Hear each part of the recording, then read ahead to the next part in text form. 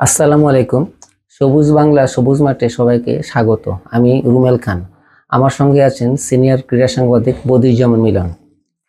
প্রথমে আজকে পড়ছি আজকের বাংলাদেশ এবং বিশ্ব ক্রীড়াঙ্গনে ঘটে যাওয়া যেসব উল্লেখযোগ্য ঘটনা সেগুলো আমরা একটু আলোকপাত করি।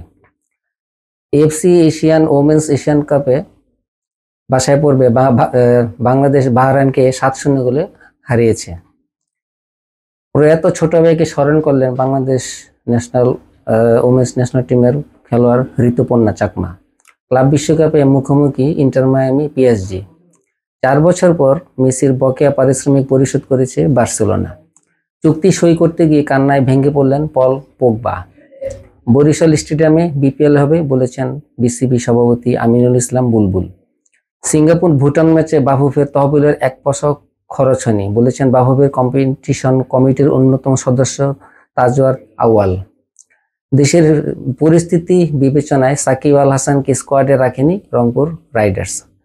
তা আমরা প্রথমে আসি এএফসি এশিয়ান ওমেন্স এশিয়ান কাপে বাংলাদেশ বাহরাইনের ম্যাচটি নিয়ে।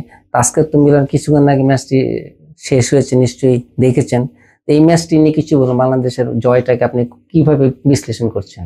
বাংলাদেশের এই জয়টা অসাধারণ। এক কথায় আমি যদি বলি, বাংলাদেশের এই পর্যন্ত নারী ফুটবল দলের ওয়ান অফ দ্য বেস্ট জয়, আমি সেরা জয় এদের একটা রাখবো। কারণ এশিয়া কাপে অর্থাৎ এশিয়ান কাপ বাছাইয়ের যে বাছাই পর্ব, আগের অতীতের পরিসংখ্যানগুলো বাংলাদেশের ভালো ছিল না। কখনো 9 গোল কখনো 5 গোল করে তারা হজম করেছিল এবং হেরেছিল। এই প্রথম বাংলাদেশ ফেভারিটের মতো বাংলাদেশের একটা টুর্নামেন্ট শুরু করেছে। এবং আপনি জেনে অবাক হবেন যে বাহরাইনের সঙ্গে বাংলাদেশের র্যাঙ্কিং এর একটা বড় ফারাক আছে। বাহরাইন কিন্তু 92 এবং বাংলাদেশ 128, অর্থাৎ পিছিয়ে থাকা পরও বাংলাদেশ যে সুন্দর খেলেছে এবং 7টা গোল, আপনি not a matter of joke, 7টা গোল। তহুরা জোড়া গোল করেছেন, ঋতুপর্ণা গোল করেছেন, আপনার শামসুন্নাহার গোল করেছেন, মানে প্রত্যেকটা গোলই অসাধারণ হয়েছে। কিন্তু বাংলাদেশ তো আরো কিন্তু বেশ কিছু গোল কিন্তু সুযোগ পেয়ে কিন্তু গোল করতে পারেনি। এখানে আরো 2-3টি গোল কিন্তু তারা মিস করেছে। এই ক্ষেত্রে পরের ম্যাচ মিয়ানমারের সাথে আপনি নিশ্চিত মিয়ানমার কিন্তু আজকে 8-0 গোলে তুর্কমেনিস্তানকে হারিয়েছে। এখন মিয়ানমারের সাথে মুখোমুখি হওয়ার আগে আমরা যদি গোল সংখ্যা এগিয়ে থাকতাম তাহলে কি সেটা আমাদের জন্য অ্যাডভান্টেজ হতো না? হ্যাঁ, আপনি সঠিক বলেছেন। বাংলাদেশের আসলে আরো কমপক্ষে 3টা গোল, একটা অফসাইডে বাতিল হয়েছে, আর একটা গোল ক্রসবারে ক্রস পোস্টে লেগেছে, আর একটা গোল তো একদম 1:1 ফাঁকা পেয়েও গোল করতে পারেননি। মনিকা চাকমা একটা গোল মিস করেছেন। মানে এই গোলগুলো হলে আমার মনে হয় কি বাংলাদেশ ওই আপনি যে সমীকরণের কথা বলছেন সেই সমীকরণে বাংলাদেশ একটু এগিয়ে থাকতে পারতো। আপনি কি মনে করেন যে ম্যাচ শেষ হওয়ার কিছুক্ষণ আগে কোচ পিটার বাটলার যে একের পর এক যে সাবস্টিটিউশন গুলো করলেন, এগুলো না করলে বাংলাদেশের গোল সংখ্যা আরেকটু বাড়তে পারতো? হ্যাঁ, আপনার সঙ্গে আমি একমত। কিন্তু একটা বিষয় হচ্ছে, পিটার বাটলার আসলে তিনি একজন কোচ, তিনি তার ছক বা কৌশল তিনি তার মাথায় রেখেই নিশ্চয়ই পরিবর্তনগুলো করিয়েছেন। এই কারণে মনিকা, ঋতুপর্ণা বা শামসুন্নাহারদের মতো সিনিয়র ফুটবলারদের তুলে নিয়ে তারা পরে নেমেছে উমহেলা, আপনার সাগরিকা, মুনকি। কিন্তু মুনকি কিন্তু একটা গোল পেয়েছেন বদলি হিসেবে নেমে। তো আমি বলবো যে আসলে কোচ হয়তো 7 গোল হওয়ার পর পরখ করতে চেয়েছিলেন তার রিজার্ভ বেঞ্চটা কতটা শক্তি বা কতটা ভালো, সেই পরীক্ষায় হয়তো করতে একটা সুযোগ পেয়েছিলেন, সেটা করেছেন তিনি। আরেকটা প্রশ্ন মিলন, বাহরাইন কি বাংলাদেশকে আন্ডার এস্টিমেট করেছিল র্যাঙ্কিং এ এত পিছিয়ে থাকা দল? এটা হতে পারে, কারণ আমরা দেখেন ন্যাশনাল টিমে অর্থাৎ জাতীয় দলে বাহরাইনের সঙ্গে আগে কখনো মুখোমুখি হয়নি। তো এই জায়গায় আমরা হয় কি যে এশিয়ান লেভেলে খেলতে গেলে আমরা আগে বড় দলগুলোর কাছে বড় বড় ব্যবধানে হারতাম। কিন্তু সাম্প্রতিক সময়ে গত মে মাসে যখন ত্রিদেশীয় টুর্নামেন্ট খেলতে জর্ডানে গেল, তখন কিন্তু ইন্দোনেশিয়ার সঙ্গে 0-0 ড্র, জর্ডানের সঙ্গে পিছিয়ে পড়ে 2-2 গোলে ড্র, এগুলো বাংলাদেশের একটা বুস্ট আপ করেছে।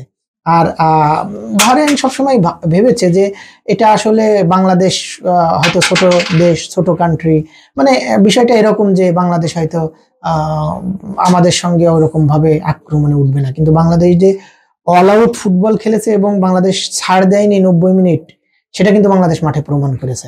স্কিলে নিশ্চয়ই বাংলাদেশ এগিয়ে ছিল, ফিটনেস হয়তো ওরা এগিয়ে ছিল, স্কিলে হয়তো আমরা এগিয়ে ছিল, পার্থক্য করে দিয়েছে দুই দলের মধ্যে। এটা সত্যি বলেছেন, দুই দলের। আচ্ছা, আরেকটা বিষয় হচ্ছে এই ম্যাচ শুরু হওয়ার কয়েক ঘন্টা আগে বাংলাদেশ দলের ফুটবলার ঋতুপর্ণা চাকমা ফেসবুকে একটি স্ট্যাটাস দেন তার ছোট ভাই, প্রয়াত ছোট ভাইকে স্মরণ করে। এই বিষয়ে একটু বলেন।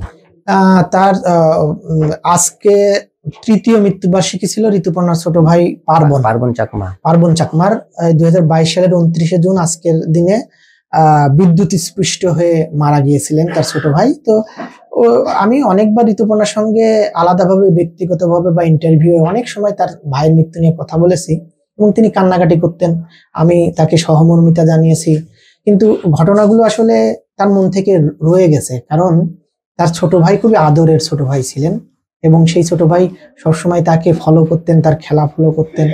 আর সবচেয়ে বড় কথা, পরিবারের একজন ভাই মারা গেলে একজন বোনের কি হয় বা একজন সদস্য মারা গেলে তার পরিবারের কি দুঃখটা লাগে সেটা কিন্তু তিনি ব্যতীত আর কেউ বুঝতে পারেন না। ওইখান থেকেই ঋতুপর্ণা আজকে খেলার আগে পোস্ট দিয়েছিলেন এবং ভাইকে স্মরণ করেছেন এবং আজকে গোল করেও কিন্তু ভাইকে উৎসর্গ করেছেন। আচ্ছা, আমরা এখন ফিফা ক্লাব বিশ্বকাপের প্রসঙ্গে আসি। আপনি নিশ্চয়ই জানেন আজ রাত 10টার সময় কিন্তু ইন্টার মায়ামি এবং পিএসজির মধ্যে খেলা হবে। তো লিওনেল মেসির জন্য ম্যাচটা অনেক আবেগের হতে যাচ্ছে, তার সাবেক ক্লাবের বিরুদ্ধে খেলতে হবে পিএসজির। কারণ শক্তিমত্তার বিচারে মিয়ামির অবস্থান কি অবস্থা এবং মিয়ামির ম্যাচ পক্ষে আজকে ম্যাচটাকে কতটুকু জিতবে না হারবে এই বিষয়ে একটু বলুন। আমি যদি বলি এই ম্যাচে কিন্তু পিএসজি ফেভারিট, কারণ পিএসজি কি আপনি জানেন কয়েকদিন আগেই চ্যাম্পিয়ন্স লিগ জিতেছে, তারপরে এখানেও দুর্দান্ত খেলছে এবং মিয়ামি কিন্তু হোঁচট খেয়েছে এবং এই মানে প্রথম ম্যাচে হোঁচট খাওয়া পরে ড্র করা এবং তার পরিপ্রেক্ষিতে এই নকআউট পর্বে কিন্তু মুখোমুখি হয়ে গেল। একটা আবেগের কথা বলেছেন না, পিএসজি কিন্তু মেসির সাবেক ক্লাব, বার্সেলোনা ছেড়ে কিন্তু তিনি এমবাপ্পে, সুয়ারেজ সবাই তারকাখচিত একটা পিএসজির দল গড়েছিলেন যে নিশ্চয়ই চ্যাম্পিয়ন্স লিগ জিতবে, নেইমারও ছিলেন, কিন্তু সেটা হয়নি। আবার শেষ দিকে এসে পিএসজির সঙ্গে তার সম্পর্কটাও ভালো ছিল না, ওই তিক্ততা গায়ে মেখেই তিনি আমেরিকায় এসেছেন এবং যুক্তরাষ্ট্রের ক্লাবে খেলছেন। তো স্বাভাবিকভাবেই তার জন্য এটা খুব একটা সুখকর স্মৃতি হবে না আজকের ম্যাচটা। যদি মিয়ামির জার্সি গায়ে মেসি গোলও পান, আমার মনে হয় না মেসি উদযাপন করবেন। তো আমি মনে করব যে মেসির জন্য টাফ, তার একারই এই ম্যাচটাকে টানতে হবে।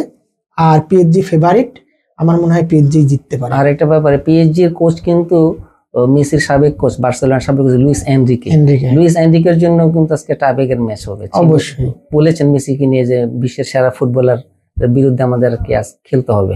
সুতরাং সবকিছু মিলে আজকে ম্যাচটার আবহাওয়াটা অন্যরকম হবে বলে মনে হচ্ছে। অবশ্যই, কারণ এই ম্যাচটা অনেক দিক থেকে সিগনিফিকেন্ট এবং আমি মনে করি ম্যাচটা উপভোগ্য হবে। যারা মেসি ভক্ত বা যারা পিএসজির সাপোর্টার, দুই সমর্থকই নিশ্চয়ই একটা বড় আশা নিয়ে এই ম্যাচটা দেখতে বলবেন। ধন্যবাদ মিলন আপনাকে সুন্দর আলোচনার জন্য। আজকের মতো এখানেই শেষ করছি। সবাইকে আসসালামু আলাইকুম।